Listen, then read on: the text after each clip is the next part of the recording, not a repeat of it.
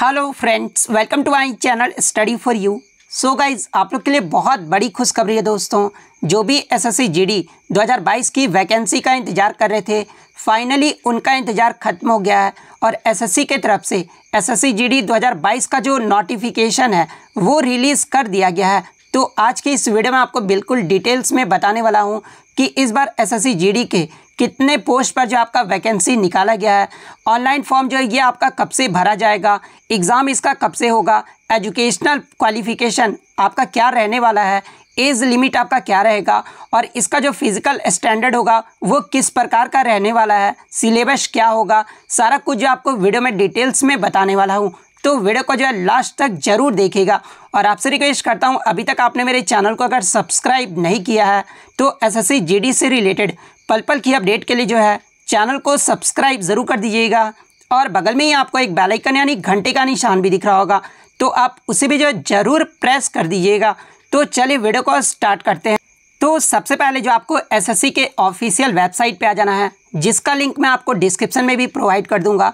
और आज की डेट में 27 अक्टूबर को जो एक आपका नोटिस जारी किया गया है, जो कि notice constable GD in central arm police forces यानी जीडी का जो ऑफिशियल नोटिफिकेशन है वो रिलीज़ कर दिया गया है। तो सिंपली जो आपको इस नोटिस को जो है वो डाउनलोड कर लेना है। तो जैसे ही आप नोटिस को डाउनलोड करोगे, इस प्रकार किससे जो आपके सामने खुलकर आ जाएगा, जहां पे आपका बताया जा रहा है कि जो आप ऑनलाइन एप्लीकेशन फॉर्म भरने का जो स्टार्टिंग डेट है वो आपका 27/10/2022 यानी 27 अक्टूबर 2022 यानी आज की डेट से जो है आप एसएससी जीडी का ऑनलाइन जो है वो अप्लाई कर सकते हैं। वहीं अगर लास्ट डेट की बात कर ले तो लास्ट डेट जो आपका 30/11/2022 यानी 30 नवंबर 2022 जो है वो आपका लास्ट डेट रखा गया है। वहीं अगर रिसिप्ट ऑनलाइन एप्लीकेशन का जो लास्ट डेट है वो आपका 30 नवंबर 2022 रखा गया है। ऑफलाइन चयन करने का जो रिसिप्ट है वो आपका 30 नवंबर 2022 रखा गया है और ऑनलाइन फ़ी पेमेंट करने का जो आपका लास्ट डेट है ना वो आपका 1 दिसंबर 2022 रखा गया है। वहीं अगर बात कर ले इसका कंप्यूटर बेस्ड एग्जामिनेशन ये जो है कब होगा, तो ये आपका जनवरी 2023 में जो है ये आपका कंप्यूटर बेस्ड एग्जामिनेशन लिया जाएगा। तो बहुत कम टाइम है दोस्तों। अगर आपको रियल में तैयारी करना है तो मेरे चैनल को सब्सक्राइब कर लीजिए। आपको डेली जो है यहाँ पर इस चैनल पर 2 प्रैक्टिस सेट जो है वो करवाया जाएगा, जो कि आपके एग्ज़ाम में बहुत हेल्पफुल रहने वाला है। उसके बाद मैं आपको बता दूं कि एसएससी जीडी में सबसे पहले तो आपका कंप्यूटर बेस्ड एग्जामिनेशन होता है, जो कि आपका कंप्यूटर पे लिया जाता है। जो कि आपका जो एग्ज़ाम होता है ना वो आपका ऑनलाइन मोड होता है। उसके बाद आपका फिजिकल इफ़िशियंसी टेस्ट यानी पीईटी होता है। उसके बाद आपका फिजिकल स्टैंडर्ड टेस्ट लिया जाता है। उसके बाद आपका मेडिकल एग्जामिनेशन होता है। उसके बाद आपका डॉक्यूमेंट वेरिफिकेशन होता है। तो ये जो आपका एसएससी जीडी का जो है वो आपका रिक्रूटमेंट प्रोसेस है।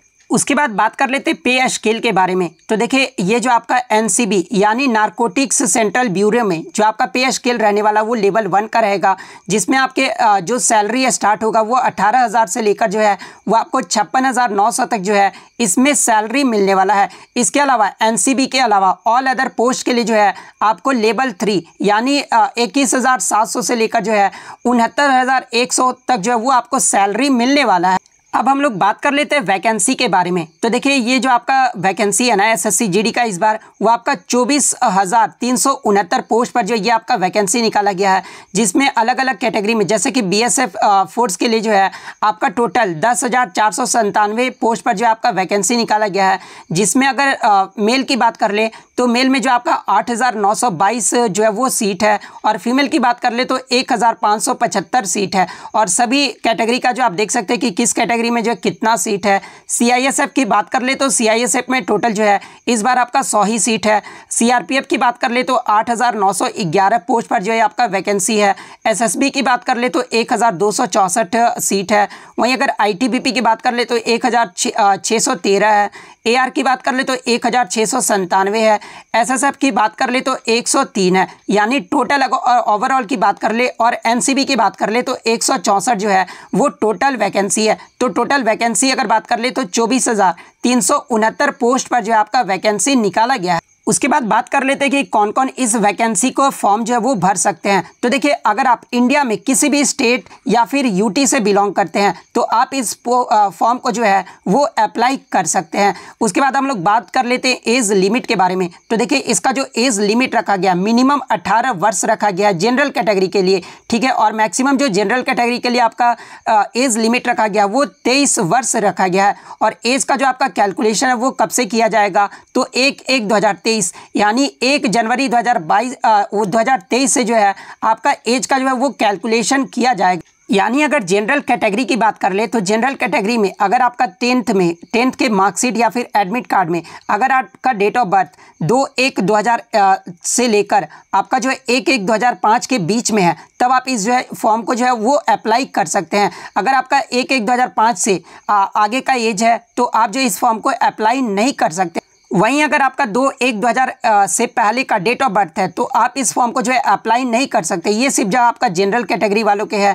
उसके बाद आपका यहाँ पर बताया गया है कि जिस भी कैंडिडेट्स को अगर 3 साल की छूट दी जाती है एज रिलैक्सेशन में, तो उसका जो एज काउंट है ना वो आपका 2/1/1997 से किया जाएगा। तो ये आपको ध्यान में रखना है। इसके अलावा SC ST वाले कैंडिडेट्स को जो है 5 साल की जो है वो छूट एज में जो है एज रिलैक्सेशन दिया गया है। OBC वालों की बात कर ले तो 3 साल की छूट दी गई है। उसके बाद एक सर्विसमैन वालों को भी जो है 3 ईयर्स का छूट दिया गया है। उसके बाद बात कर लेते हैं अदर कास्ट के बारे में। उसके बाद आपका यहाँ पे बताया गया कि जब आप ऑनलाइन एप्लीकेशन फॉर्म भरोगे ना, तो जो आपका डेट ऑफ बर्थ फिल किया जाएगा, जो आपका मैट्रिकुलेशन या सेकेंडरी एग्जामिनेशन सर्टिफिकेट में जो आपका डेट ऑफ बर्थ है वही डेट ऑफ बर्थ जो आपको फिल करना होगा। उसके बाद आपका यहाँ पर बताया गया कि जो भी SC ST OBC और EWS वाले कैंडिडेट्स हैं, अगर आप इस कैटेगरी का लाभ उठाना चाहते हैं तो आपको जो क्लोजिंग डेट यानी जो आपका ऑनलाइन फॉर्म भरने का जो क्लोजिंग डेट है वो 30 नवंबर है। और 30 नवंबर से पहले जो है आपके पास SC ST OBC EWS का जो है वो सर्टिफिकेट होना अनिवार्य है। अगर आपके पास नहीं है तो आप जब DV देने जाओगे ना तो उस समय जो आपको जो है वो बाहर कर दिया जाएगा। तो ये पॉइंट का जो आपको ध्यान में रखना है। अब हम लोग बात कर लेते हैं एजुकेशनल क्वालिफिकेशन के बारे में, यानी आपका जो है शैक्षणिक योग्यता क्या मांगा गया है। तो देखिए 1/1/2023 यानी 1 जनवरी 2023 से पहले जो है आप 10th क्लास यानी मैट्रिक जो है वो आप पास करना अनिवार्य है। तो ये आपको ध्यान में रखना है कि 10th क्लास जो है ना, आपके पास 10th क्लास का जो मार्कशीट है वो 1 जनवरी 2023 से पहले जो है आपके हाथ में होना अनिवार्य है। और उसके बाद आपका ये भी बताया गया कि आप 10th क्लास एग्जामिनेशन जो है किसी भी बोर्ड यानी स्टेट बोर्ड हो गया, CBSE बोर्ड हो गया या फिर किसी भी यूनिवर्सिटी से आप पास किए हैं तो आप इस फॉर्म को जो है अप्लाई कर सकते हैं। उसके बाद आपका ये भी बताया गया कि जिस भी कैंडिडेट्स के पास NCC सर्टिफिकेट है, NCC सर्टिफिकेट आपका 3 प्रकार का होता है, जिसमें NCC में अगर आपका C सर्टिफिकेट है तो आपको जो है 5% का जो है वो आपका मार्क्स जो है वो एग्जामिनेशन में इंक्लूड किया जाएगा। NCC अगर B सर्टिफिकेट है आपके पास तो आपको जो है 3% जो है वो आपका एग्जामिनेशन में जो है वो इंक्लूड किया जाएगा। NCC का अगर आपके पास A सर्टिफिकेट है तो आपको जो है 2% जो है वो मैक्सिमम मार्क्स जो आपको एग्जामिनेशन में जो है वो इंक्लूड किया जाएगा। तो जो भी NCC वाले कैंडिडेट्स हैं वो अपना जो है ये देख सकते हैं। अब हम लोग बात कर लेते हैं स्कीम ऑफ एग्जामिनेशन के बारे में, यानी जो आपका CBT होगा यानी कंप्यूटर बेस्ड एग्जामिनेशन होगा, जो कि आपका ऑब्जेक्टिव टाइप का पेपर होगा, जो कि आपका ऑनलाइन मोड लिया जाएगा यानी कंप्यूटर पे जो आपका एग्ज़ाम लिया जाएगा, जिसमें आपके 80 क्वेश्चन जो है वो पूछे जाएंगे और एक क्वेश्चन के लिए जो है आपको 2 मार्क्स जो है वो दिया जाएगा। और 80 क्वेश्चन जो है ना ये आपके 4 सब्जेक्ट से जो है मिलाकर जो है वो पूछे जाएंगे। पार्ट ए की बात कर ले तो रीजनिंग से जो आपके 20 प्रश्न पूछे जाएंगे, जो कि आपका 40 मार्क्स का रहने वाला है।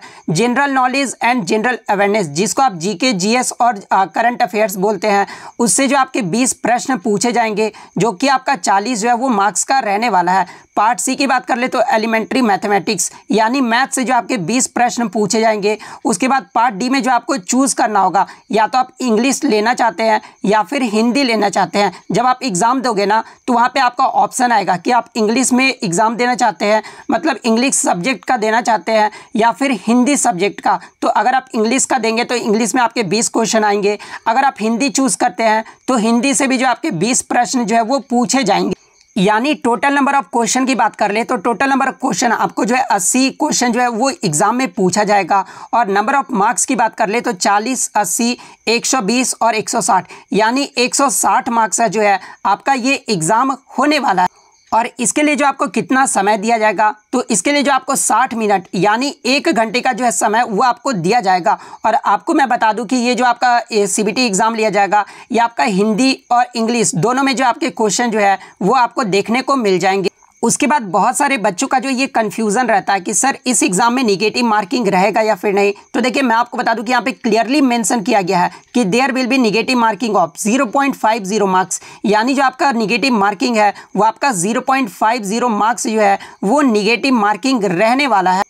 और जो आपके क्वेश्चन पूछे जाएंगे CBT में वो आपके मैट्रिकुलेशन लेवल का जो है वो आपका प्रश्न पूछा जाएगा। अब मैं आपको नेक्स्ट वीडियो में जो आपको सिलेबस भी बता दूंगा, बिल्कुल आपको डिटेल्स में बताऊंगा ताकि ये वीडियो ज़्यादा बड़ा ना हो। तो अगर वीडियो अच्छी लगी हो तो वीडियो को जो है लाइक ज़रूर कर दीजिएगा। और मैं फिर से आपको कह रहा हूँ दोस्तों कि अगर आप जेन्युइन में SSC GD 2022 निकालना चाहते हैं तो मेरे चैनल को सब्सक्राइब कीजिए। मैं प्रॉमिस करता हूं कि आपका SSC GD जो है वो ज़रूर निकलवाऊंगा। तो मिलते हैं नेक्स्ट वीडियो में, तब तक thank you, all the best.